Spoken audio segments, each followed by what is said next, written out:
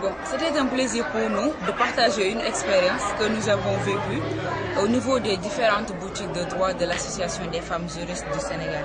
Parce que la plateforme des femmes pour la paix en Casamance, en collabore en partenariat avec ONU Femmes, ont décidé de mettre en place un centre d'écoute et d'assistance pour les victimes de violences basées sur le genre. Le niveau est vraiment élevé, ils avaient les prérequis. Ils maîtrisent pratiquement l'ensemble des instruments de protection des droits humains, particulièrement ceux des femmes et des enfants. Il y avait juste la pratique que nous devons, l'expertise, la pratique vécue à la justice que nous voulions partager avec elles. Premièrement, sur les instruments juridiques de protection des droits des femmes en premier lieu. Ensuite, sur les violences basées sur le genre dans le code pénal.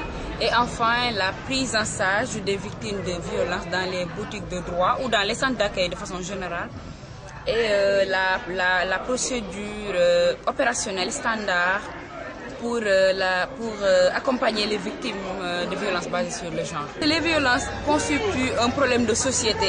Et ce n'est pas seulement à Ziguinchor qu'on rencontre ça. Ce sont les mêmes problèmes vécus à Dakar, à Matam, à Kolda qu'on voit à Ziguinchor. Donc, certes, c'est la première fois que je viens à Ziguinchor, mais c'est la même culture, c'est les mêmes valeurs qui sont vécues partout au Sénégal. Donc, c'est les mêmes problèmes aussi que nous vivons à Dakar, à Matam et à Tamba qu'on vit ici à Ziguinchor. Un dernier mot peut-être?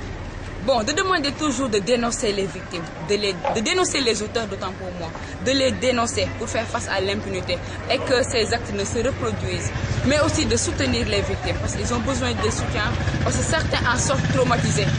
Ils ont besoin de soutien, soutenons les victimes et dénonçons les auteurs. Je vous remercie.